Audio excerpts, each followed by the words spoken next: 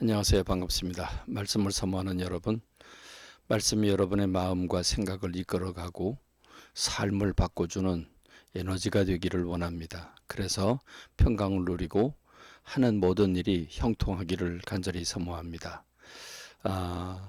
오늘 잠깐 묵상할 말씀, 지난주의 말씀을 돌이켜보면 하나님께서 예수 그리스도를 이 땅에 보내셔서 세상을 구원하시기로 작정을 하시고 차근차근 하나님이 일을 하십니다. 그리고 마침내 예수 그리스도가 이 땅에 오셨습니다.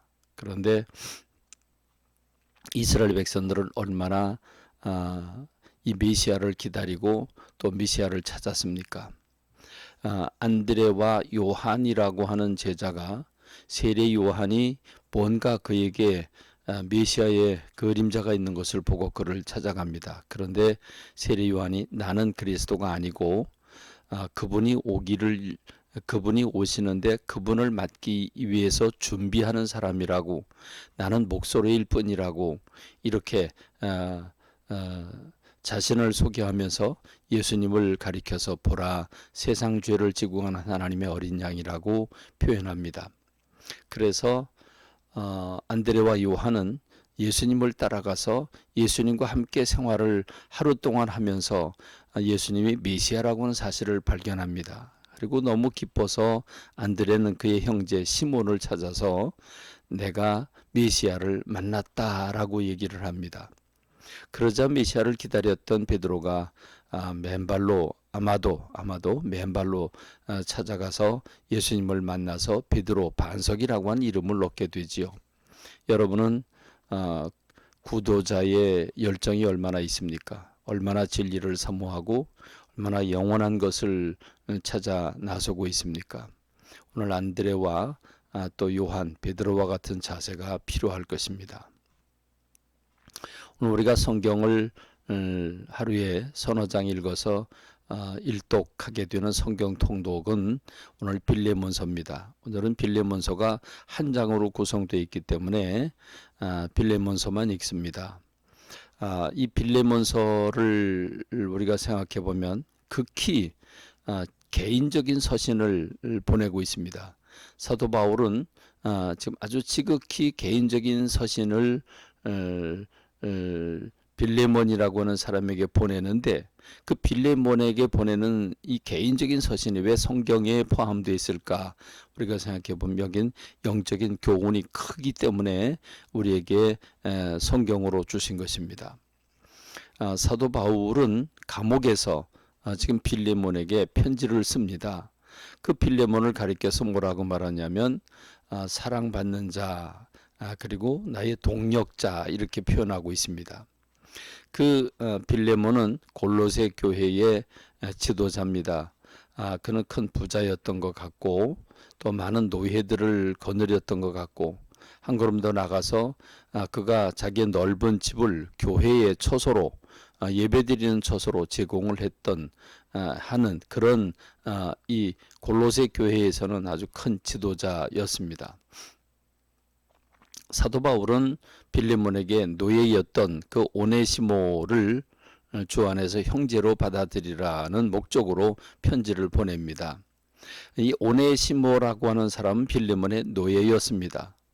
그런데 주인인 그 빌레몬의 돈을 훔쳤거나 어떤 손실을 일으켰거나 해서 그가 도망을 간 것입니다. 여러분, 그 당시, 그러니까 1세기의 그 사회 제도를 보면 로마 사회죠. 로마가 이끌어가는 사회입니다. 일반 시민이 있고 노예가 있는데 노예는 재산 가치로 인정받았던 때이고, 노예가 도망을 가거나 주인의 돈을 훔쳤거나 그러면 그는 죽임을 당할 수 있는 데까지, 매질을 당하는 건 뭐 다반사고 비인격적인 대우를 받으면서 아주 잔혹한 형벌을 받을 수 있는 사람입니다.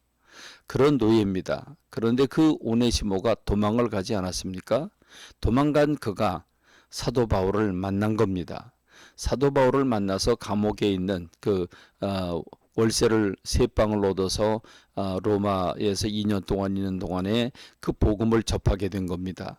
그래서 복음을 받아들고 예수 그리스도를 영접하고 사도 바울의 그 사도 바울을 돕는 사람이 돼서 사도 바울에게 있어서는 없어서는 안 될 신복이 된 겁니다.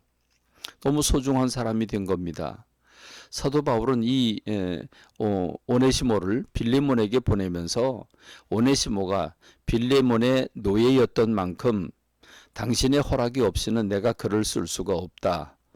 그러면서 사도 바울은 이 빌레몬에게 오네시모가 내가 오네시모를 당신에게 보내는데 이 오네시모가 예수님을 영접하고 나에게 꼭 필요한 일꾼이 돼서 나에게 필요하니 빌레몬이 오네시모를 용서하고 만일 돈을 훔치거나 손실 본 게 있다면 나에게 요청을 해라. 내가 갚겠다.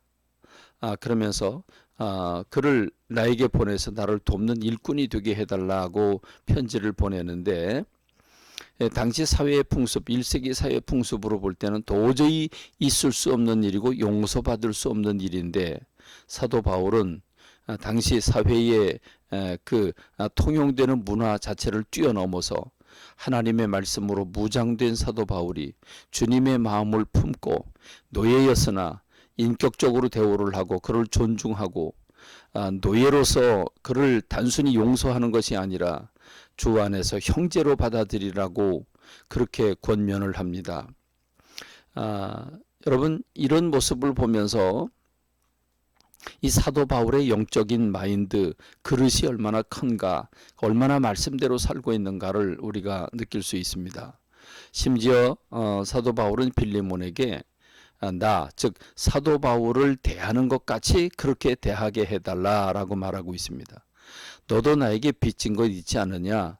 내가 너에게 복음을 전하고 내가 이만큼 크게 되고 내가 예수를 영접하게 된 것은 내가 너에게 그 사랑의 빚을 지게 한 건데 그건 내가 너에게 갚으라고 말하지 않겠다. 다만 그를 용서하고 그를 형제처럼 대우해달라 이렇게 말하고 있습니다. 사도 바울은 하나님의 말씀을 실천하는 사람이고 하나님의 마음을 가졌던 사람입니다. 영적 원리를 알고 시대를 뛰어넘는 삶을 살았습니다. 오늘 우리는 다툼과 분열, 갈등, 나에게 피해를 주는 그런 사람들 없습니까? 주변에 많이 있죠. 성경은 뭐라고 말하고 있습니까? 예수님 뭐라고 가르쳐주고 있습니까? 이웃을 네 몸같이 사랑하고 원수를 사랑하라고 말씀하고 있습니다. 이 교훈을 우리가 생각해 봐야 될 것입니다. 왜 성경에 기록되어 있는지를 생각해 봐야 할 것입니다. 또한 빌레몬서를 통해서 우리가 깨달을 수 있는 것은 사도 바울이 그 편지를 보낼 때 얼마나 겸손하고 부드럽고 얼마나 인격적으로 존중하며 썼는지를 생각하면서 우리 언어를 돌아보는 시간을 가졌으면 좋겠습니다. 오늘도 여러분과 말씀을 함께 나눌 수 있게 돼서 행복하고 감사합니다. 감사합니다. 말씀 맺겠습니다.